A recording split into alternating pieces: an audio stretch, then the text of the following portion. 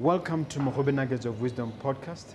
My name is Mompoloki Lerumo Mogobe. Our objective is to enthuse, inspire, energize, and empower entrepreneurs and entrepreneurs of all stripes here in BW and beyond. We do so by inviting these entrepreneurs and entrepreneurs into our makeshift studio. Sometimes we call them to the restaurant, sometimes we go to our studio, and we ask them to share their experiential knowledge, their experiences, and their expertise. And we ask them as many questions as we can, aimed at empowering you also as a viewer.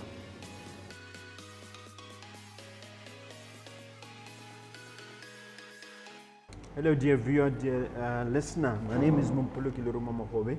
I welcome you once again to this wonderful episode of Mogobe Nuggets of Wisdom podcast. It is indeed a privilege and a pleasure to come to you. And I have a second-time visitor, Mr. Sithole. He's a motivational speaker of repute, but I will let him introduce himself in greater detail. Welcome to our makeshift studio here at Nonas, Mr. Sithole. Thank you very much. Yes. Yeah. Just tell the viewers who you are, but with a special emphasis on your background as a motivational speaker and what you are currently embarking upon. Well, as you rightly pointed out, I started doing motivational speaking in '99. So today it's 21 years doing as a motivational speaker. But in the last 5 years, I have gravitated towards doing or building community outdoor gyms.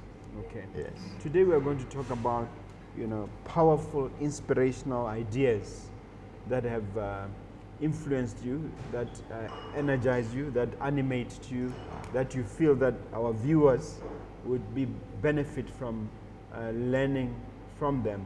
Why do you think it's important to discuss such a subject, and why do you feel moved to share it with the viewing public? Because unlike any other creature, we are the only creatures that man has created, or that God has created rather, that have ideas, that have beliefs, that have attitudes. And it is these ideas that influence who we become and where we go and the things that we do. So we run, primarily ideas are the software that help us make decisions and determine the quality of our lives. I'm sure as we go deeper, people will understand why it's important sometimes to talk about ideas. I remember learning from history, I couldn't understand why Greek philosophers, the Socrates, the Platos of this world, used to assemble around the Parthenon and just spend the whole day, days and days, debating ideas. And one of the ideas that came out of that exercise is the idea of democracy, the idea of equality. Some of the very ideas that we live on came from that experimentation of ideas around the Parthenon in ancient Greek. Do you have a comment on that before we go deeper? I think if man will not go anywhere else were it not for his ideas. All other creatures rely on their instincts. But we, on the other hand, can change our ideas, can come up with new ideas. So, and I dare say that a man's life should really be, whether he realizes or not, it's a promulgation of the ideas that are most dominant in his head. Okay, the one powerful idea we can start with to discuss, you become what you think about. There's a corollary to that, man belongs where man wants to go. Let me understand that idea, break it down for us. You become what you think about. You become what you think about, or in other words, man belongs where man wants to go. It's interesting. I picked that idea up from when JFK started dreaming of the moonshot and said we could go to the moon before the end of this decade. It was literally thought impossible then. And then he called the father of space science, then in America, called Dr. Otto von Braun, and said, is this possible? Can we go to the moon before the end of this decade? This was in the 60s. Early 60s. Yes, and he said, man belongs where man wants to go.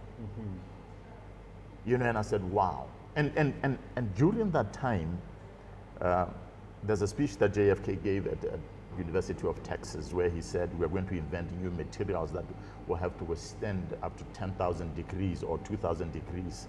We're going to have to do this, we're going to have to do that. And the science didn't even exist at the time. So it is you saying, choosing the direction in which you want to go, and understanding that there's a chasm between who you are and who you want to become, and where you are and where you want to go. And say that I don't have the skill set, I don't have the knowledge, but because I've chosen the direction in which I want to go, now you begin to focus your mind and your efforts and your energies and saying, okay, how do I bridge this gap? Does this mean in your mind that every human being, to be fully realized, needs to have their own moonshot? Individual moonshot? Absolutely. Absolutely. You need to have your own moonshot. And it has to be not something that is generic, you know, not something that is generic like the cut and paste type of dreams that, you know, I want to make money, have a big house, 2 dogs and 2 kids and a dog. No, not that type of thing. You know, I think if an individual sits and looks within his heart, he'll find that there are ideas that are there some way in his heart. They may not make sense to the rest of the people. And in fact, what happens in having engaged with people is that we tend to doubt our own ideas and the legitimacy of these ideas. In fact, what we do is I say each and every single one of us has a touch of divine madness, right? Divine madness. Divine madness, the madness of the gods, that the gods have put in there. You know, but so many times we discount that madness only to embrace the madness of others as genius. Okay, can you give an example of that? Because that's very fascinating. Elon Musk says, I think we can colonize Mars. How crazy is that? You know, this is a guy that bet his fortune in saying, I think we can do a better job than NASA. Before he founded SpaceX. At the beginning of the founding of SpaceX, he said, I think we can do a better job than NASA. Rocket science hasn't advanced in the last 40 years. I think we can do a better job. And they laughed at him. And look what is happening today. NASA has contracted. Yeah. Basically say, you know what, you can do a better job than us. He's basically taken over NASA. He's basically taken over NASA. Because I remember NASA did officially close or something like that. I'm not too sure about that. I'm sure it exists purely because maybe they're an oversight in terms of issuing him contracts. But that particular space program has been overtaken by events. And that's why they needed to contract him. Nete questionaris extra. That's Latin. It means man is his own star. That is the second concept which drives you. Can you speak to that one? Break it down for us. Nete questionaris extra. It's from man is his own star. It's basically a corollary to what you've been saying. It's popularized by, I think, Ralph Waldo Emerson, that you belong where you want to go. We are all born with innate abilities. We are all born equal. We are all born with the ability to think. But it is those that choose a path for themselves, that choose a direction, and say, look, I'm no lesser nor greater than the same dust from which the trees are made, from which the stars are made. You know, if anything, man is the most powerful force of nature. You understand? Because he is the only force of nature that is able to subordinate all other forces of nature to his will. So that's why we say he's his own star. He is his own star, yes. Okay. Let's move to the next one. What would happen if the flowers held back their bloom? What would happen if the flowers held back their bloom? What do you think will happen? Whew. That is very, very intellectually provocative. What do you think will happen? We probably won't have the bees. And if you don't have the bees, we don't have honey. And if you don't have the bees, we don't have pollination. It will basically be the end of life. But the reason why because that has a ripple effect. It has a ripple effect. You understand? But every single day we enjoy the scent. Yeah, the beautiful flowers. We enjoy the honey. We enjoy the ripple effects of the flowers blooming. You know, so the reason why I'm asking that is because how many times do we as people hold back our blue and say that, no, I'm not going to do this I'm not going to take the step. I'm not going to take the step, either because of fear or because you are thinking, no, I'm not getting paid enough. Right.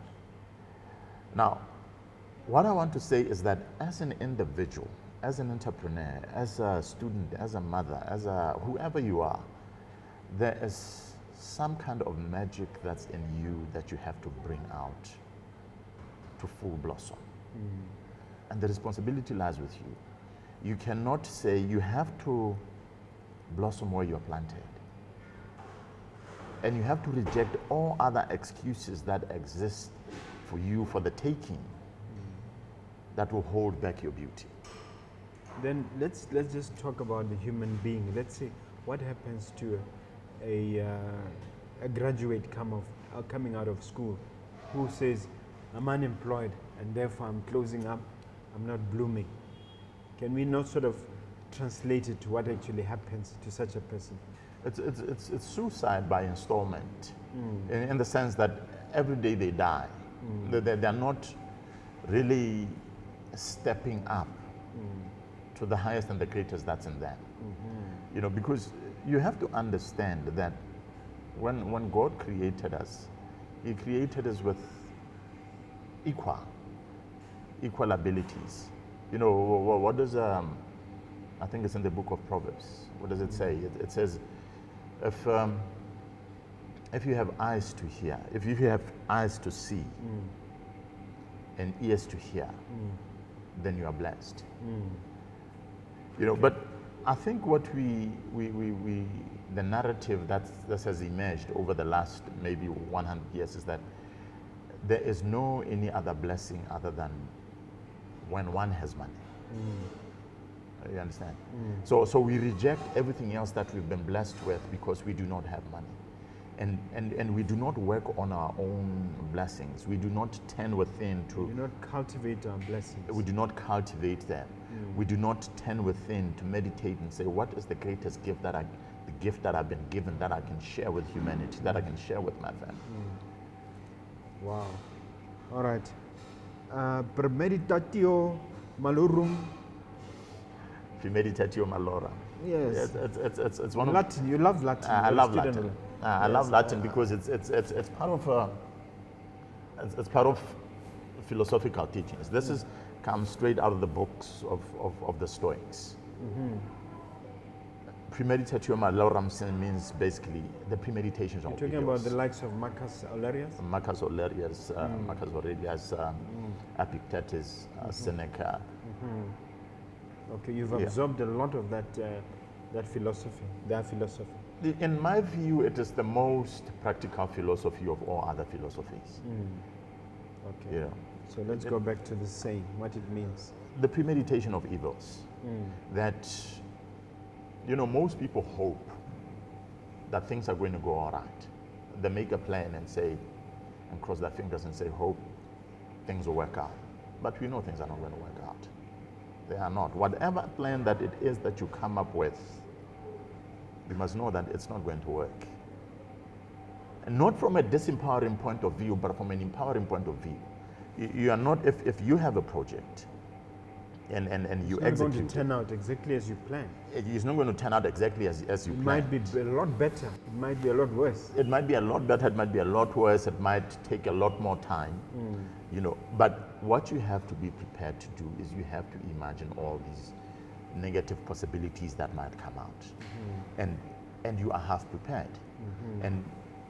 But what I see sometimes happens is that people are just hoping. They look only on the positive side and hope things would work.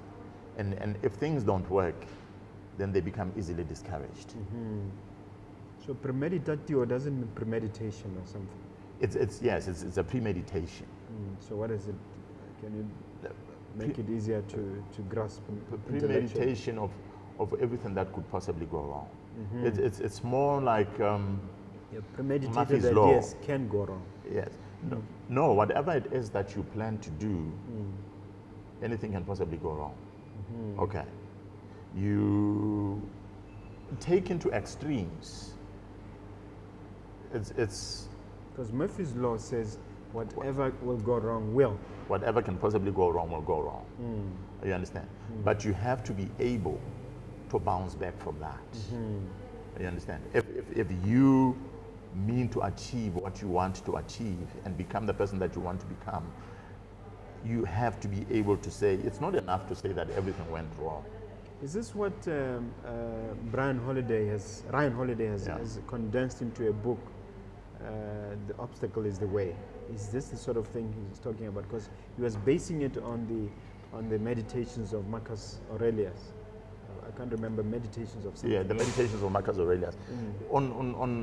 He is based, the obstacle is the way, it's pretty much Stoic philosophy and Stoic thinking. But he is particularly, the obstacle is the way, there is where Marcus Aurelius says that fire makes out of, fire appropriates for itself that which stands on the way. So that which is supposed to stop it fuels it. So therefore the obstacle becomes the way. Wow. That which is supposed to stop it fuels it. Yes. Okay. All right. Let's go further. Vere melatir. I won't even try to pronounce Vivre that. melatir. To live is to fight. How do you say it? To live is to fight. Vivre melatir. Yeah. Yeah. To live is to fight.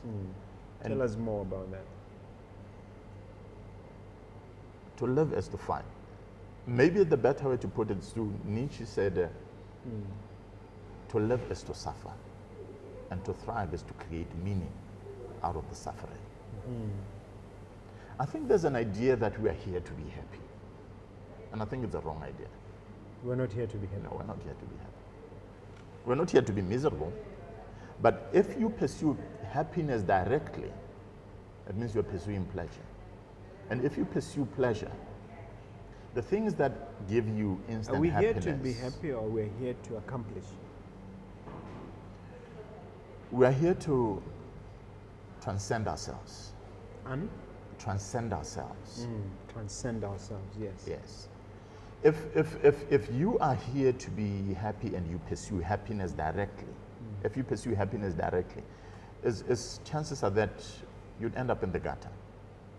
You'd end up pursuing the things that give you instant pleasure. And it's been proven that things that give you pleasure are not necessarily the same things that make you fulfilled.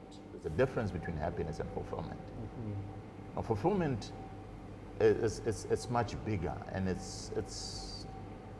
but the things that are fulfilling in the long term are not the things that are easier for you to do now because they don't make you happy. I understand. You understand? Yeah. So to live is to fight, and as Nietzsche put it, to live is to suffer, but to thrive is to create meaning out of the suffering.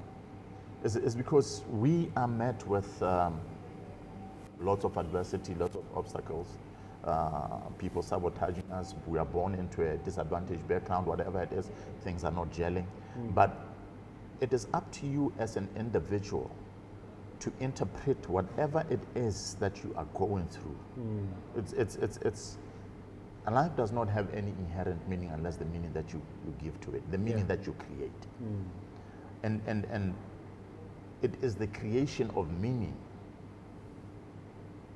as it is our ability to create meaning out of whatever it is that we are going through. I feel that each of these ideas we can actually just spend an hour on. But in the interest of time, let me go to the next one. I think this one we're grasping. The idea based on a quotation concerning all acts of initiative and creation, there's one elementary truth, the ignorance of which complete the sentence. Or start and complete it for me. This is basically one of my favorite ideas. It carried me through years and years of hardship and business and marriage and basically life. It's the idea that You can quote it in total. commitment. Yeah, just say the whole thing in total and then break it down. I think it's attributed to Wolfgang van Goethe. I don't know if I'm saying the name right, but concerning Goethe. Goethe. Concerning all acts of initiative and creation, there's one elementary truth, the ignorance of which kills countless ideas and splendid plans. That the minute one definitely commits oneself, then providence moves too. Then providence moves too. Raising in one's favor, all manner of unforeseen circumstances, meetings, and material assistances begin to emerge, raising in one's favor the things that they did not expect. I'm paraphrasing there. Yes. Yes. But the idea then is the minute you make a commitment, the minute you take a stand and say, this is who I'm going to be, this is who I'm going to come, you begin to meet all kinds of people. You begin to meet, have material assistance that no man would have ever dreamt would have come his way. The minute you make a commitment. But I think... So commitment invites assistance. Commitment somehow invites assistance. If you commit and say, this is who I'm going to be, this is where I'm going to go, I'm not sure how I'm going to bridge the gap, but you begin to look at life with a new pair of eyes. Is it who's that? Henry David Thoreau. Thoreau. Yeah. He said, there's something that he says about you'll be met with success at unexpected success at uncommon hours. When you're bold. He says something like that. Let's use your career as a motivational speaker to illustrate this point. You said that it became a favorite and it pushed you through difficult times. Can you share with the viewer what exactly you are referring to? When I started doing motivational speaking, nobody knew what not that they didn't know, but I was the first person professionally to say I'm doing motivational speaking and to actually charge for it. And they say, you're charging for this? I say, yes. Then what then happened is I didn't believe initially that I could do this. Then I started meeting all other people that started encouraging me. You understand? I started, it was as if there's a conniving of the universe with me to help me. And what actually happened? When I met my wife. Through that? Through that. That's a big one. Yeah, it's a big one. I had, up until then, set it as a target that I was going to get married. I think as early as 14, 16 years old, I knew I was going to get married. It wasn't a question of whether or not I was going to get married. I was going to get married. I was going to start a family. The whole family thing was big for me, So I met my wife, and I don't think I would have met her if I hadn't.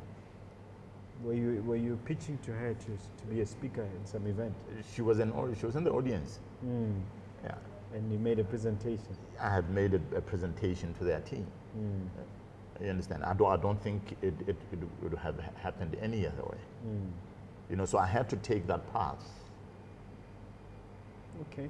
So your commitment led to the assistance. Is there any other example you want to share? When I started doing seminars, it was, and this was more dramatic for me when I was doing in the seminar business, and I say, okay, we are having a seminar on the 26th of January. It always amazed me as to how the minute we make a decision that we're having a seminar on the 25th, the next day a phone call comes to you. When are you having your next seminar? As if out of magic. When are you having a next seminar? I said, well, actually we are having a seminar on the 26th of January. Because you're now committed. It's magical. I can't tell you. I can explain to you how it works. Somebody would call out of the blue and say, when are you having your next seminar? I think, and I say, okay, no, I think we're having a next seminar that's coming up. Can you send your people there? Wow. Yeah. Creation of meaning. It's another seventh powerful idea that you want to share with our people. What does that mean? Creation of meaning. We have no choice over the circumstances into which we are born, our family, our economic background. The only way in which you can get to move ahead is to look at the circumstances into which we are born and to extract meaning out of that. We can extract meaning and we can create meaning as we go along. That this is not here to kill me, but it's here to make me strong. That if you read something that disempowers you, if something happens to you, you have the ability to read negatively into it such that it disempowers you. Or something that Shakespeare said, that it's nothing is ever good or bad, it's just thinking that makes it so. Absolutely. Yeah. You know, so we need to understand that all that happens there, it's all that happens. And like Jim Rohn used to say, it's the wind that blows. You know, and the skillful sailor works with the wind. You understand? By adjusting their sails. And what are our sails in this regard? It's our attitude, it's our belief system. You know, the same wind carries a ship this way and carries another ship that way. That's very true. Yeah.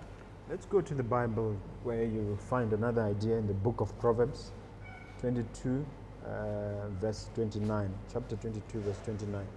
Show me a man that is diligent, and I'll show you what? A man that will stand before kings. He will not serve lesser men. He will not serve lesser men. He will not serve lesser men. What does it say about diligence? Show me a man that is diligent in his work, and I'll show you a man that will stand before kings, and he will not serve lesser men. If you compare that with the work that's been proven by science now, Masterson, I forget the name. The name Masterson is in our film. Huh? God, Masterson rings a bell. Yes, the name, I think Masterson is the guy that studied expertise. And he's the one that came up with the idea that was popularized by Malcolm Gladwell, yes, the 10,000 hours. Yes. But the original research was done by Masterson. But help the viewer who may not know 10,000 hours. The 10,000 hours is basically that it takes 10,000 hours of deliberate practice for you to become an expert, an authority in your field. Does that work out to a year? 10,000 hours. I'm trying to figure out.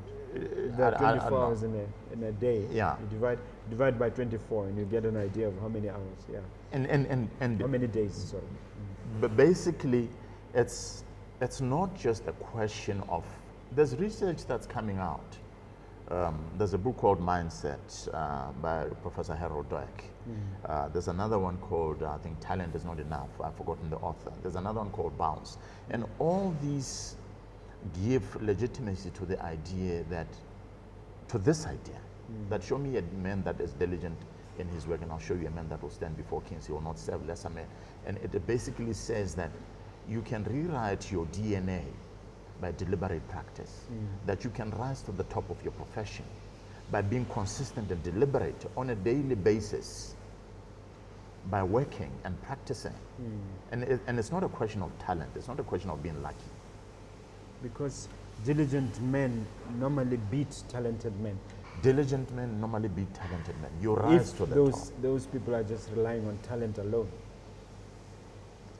Give it time. And the guy that is diligent. This is Tiger Woods. You go to Tiger Woods and you find out what, you look at his history. You look at Michael Jordan. You look at his history. And you know, in fact, Michael Jordan, when one time when the NBA draft team came to his high school, they didn't draft him. And he went to his mother crying and said that I wasn't picked.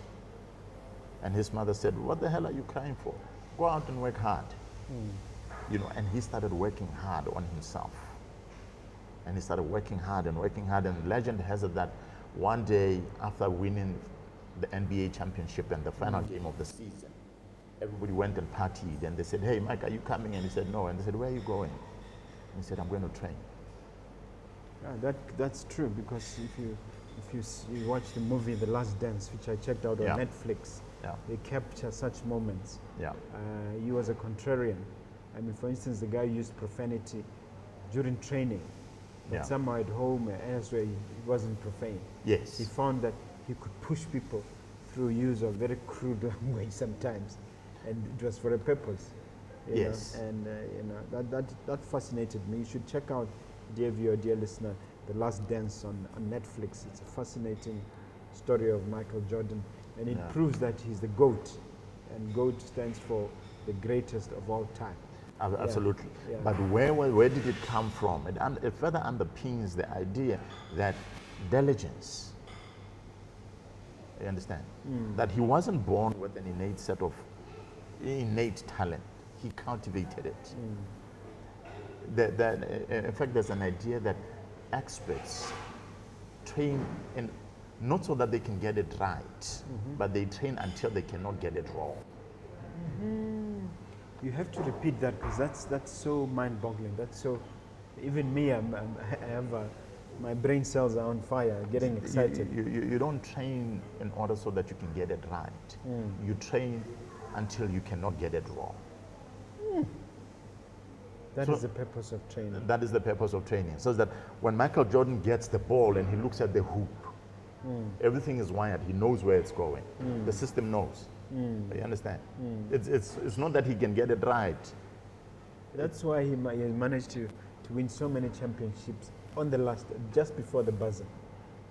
Because he trained not so that he can get it right, but until he cannot get it wrong. It's a different and it's a mind-blowing concept. Yeah. Let's go to number 9. Meet fate halfway. It's also from the book of Proverbs, 16:33. Meeting fate halfway. Meeting fate halfway, those are my own words, but 1633 basically says, you may throw the die, but God determines how it lands. You have to say that again slowly.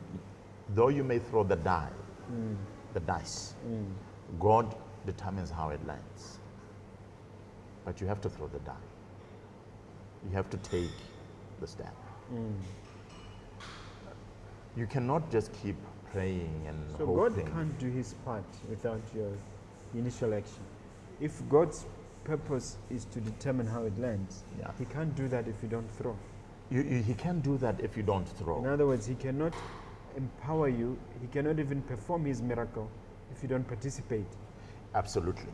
And you have to understand that, at least the way in which I see it, and sometimes the way, or not sometimes, but the way in which I view myself, I try to remind myself that right here on this earth, I am nothing but God's right-hand man.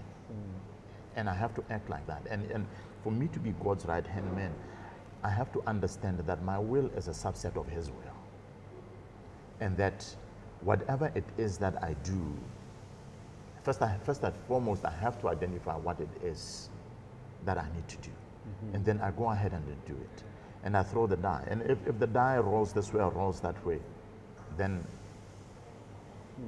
let it be. I often say to youngsters when I'm making presentations that God has hidden one of the most powerful motivational books or entrepreneurial motivational books in the center of the Bible, in the form of the book of Proverbs. Have you found that to be your experience? I found that to be it's a personal development book. It's a business book. A manual.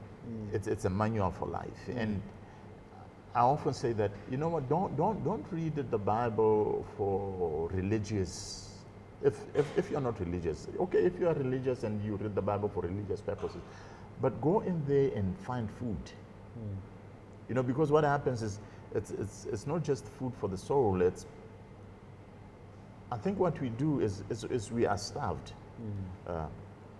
We eat so much food for the body, but we don't feed the soul. Okay, the last one we want to talk about is circumstances are creatures of men. Circumstances are creatures of men. I love that one. Just address it for me. Circumstances are creatures of men. The story, I love that one as well, but the story has it that General Napoleon, He eventually became Emperor Napoleon. he eventually became Emperor Napoleon. You know, his generals, whenever he'd say, let's go and conquer this and let's go and conquer that, and they would come back to him and say, you know, I say, we are afraid that circumstances don't permit. We are afraid circumstances don't do this. And he said, what circumstances? What circumstances? I create circumstances. Yes. You know, so of course, I'm dramatizing it a little bit. But isn't it true? You know, that we are born into circumstances. And I think one of the most powerful books that I've ever read is Man's Search for Meaning. Viktor Frankl. And there's another book that I recently read this year called The Choice by Dr. Eva, I've forgotten her name. You know, but these are ostrich survivors. They survived the worst of the worst that you can imagine. They went there with their family into Auschwitz, and the Nazis, then the constant concentration camp. But they said, you know what? And to quote it in his words, man's ultimate human freedom is the ability to choose his reaction to whatever happens to him. It is the choice that they make. You understand? Yes. That it doesn't matter what happens. He said the Jews could kill me, they could torture me, they could stab me, they could do whatever it is. The Nazis. Yes. Yeah, sorry, the Nazis. They could do whatever it is that they wanted to do with me. But ultimately,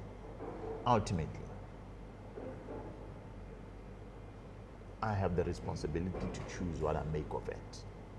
Is it not similar to the Setswana saying that moromogolo wa ipetla, moromogolo go betla wa taolo, wa motho wa ipetla, which means that you determine your fate. Moromogolo go betla wa taolo ra wa motho wa ipetla. Kganye ho. Yeah. But I think sometimes ra lebala, and we tend to give too much power to circumstances, and we give too much power to people, and we forget that as Ralph Waldo Emerson popularized the saying, there is extra, man is his own star. We belong where we want to go. That it doesn't matter what you've been born into, it doesn't matter what the circumstances are. You can become that which you most ardently need to become, fervently. Yeah, you've shifted a little bit from motivational speaking to as you say, to fitness. Yes. And fitness equipment. What role did these ideas play in your choice? And is there anything you can say to tie it up in terms of the decision to pivot to fitness? These are not two separate ideas. It's the same idea. It's. I wanted to empower people, to inspire people, and I found out that when you're fit, it's much easier for you to feel empowered, to feel energized. And therefore, when I started thinking about, wrapping my mind about the whole idea, community outdoor gym, I started thinking that what is it that I can do to inspire people without necessarily me being there doing the motivational speaking? And I said, you know, the way in which you can get to do this is to build community outdoor gym in every community. We have over 460 watts across the country. Watts, yes. My vision is to be able to put an outdoor gym in every single one of them, so that whether I'm there or not, people are benefiting, are getting inspired, are getting motivated and energized.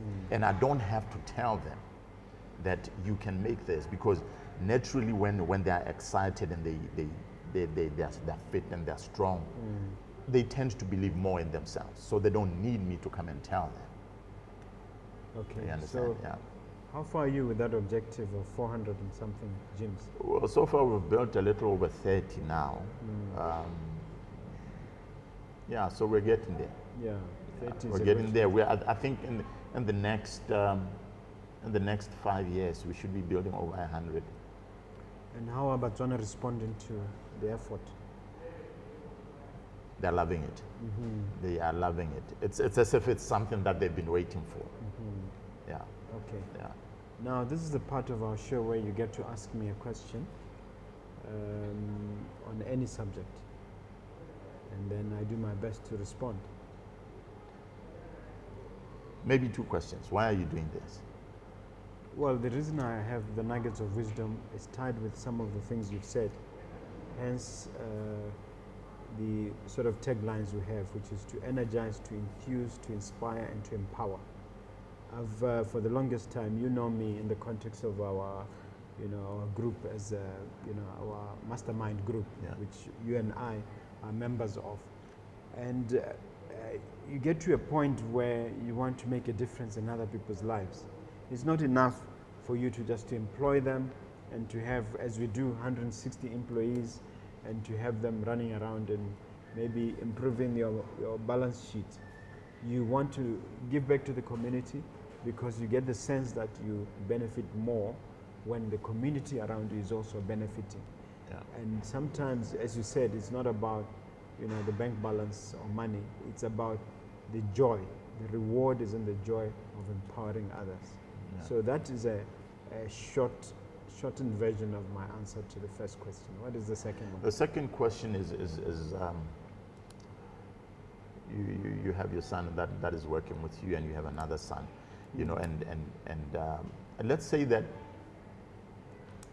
God forbid, you knew you had somehow maybe 24 hours to live, and you called Sithole and said, son, what would be the one word of wisdom that you'd live with him? Of all...